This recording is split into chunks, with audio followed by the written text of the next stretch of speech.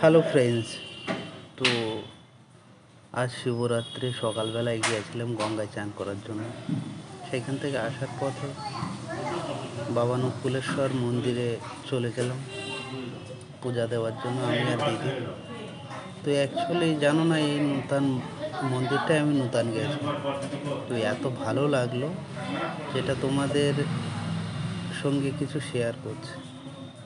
মন্দিরে গিয়ে অনেক কিছু শ্যুট করার জন্য সবসময় ব্যস্ত থাকে মানুষ, কিন্তু মন চাইলো না তেমনভাবে ভিতরের দৃশ্যটা ক্যাপচার করার জন্য।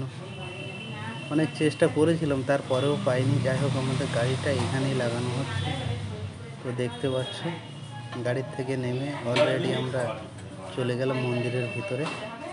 মন্দিরের ভিতরে সকালবেলায় একটু ভিড় ছিল, তো যাই হোক, দিদি আর আমি পুরোহিতের সঙ্গে কথা বললাম যে আমরা পুজো দেবো, তো আমাদের একটু ওয়েট করতে বললো। তারপরে আমরা পুজো দিলাম। তো সেই মুহূর্ত তোমাদের আমি ভিতরে দেখাতে পারছি না, অ্যাকচুয়ালি এর মধ্যে চারি সাইড দিয়ে লোক দাঁড়িয়ে আছে, ভিতরের কিছু স্মৃতি তোমাদের সঙ্গে শেয়ার করতে পারছি না। আর এই নকুলেশ্বর মন্দির যেটা আছে, সেটা একদম কালীঘাটের একদম পাশে।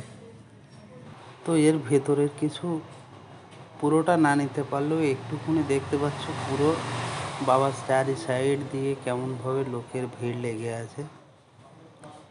তো কেমন লাগলো বাবার মন্দির, সবাই একবার কমেন্টে জানিয়ে যে হর হর মহাদেব। আর এই দিনটা সবার খুব প্রিয়।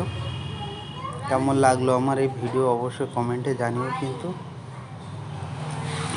যেহেতু একটা ভিডিও বানাতে অনেক কষ্ট হয়, তো thank you so much guys, tata.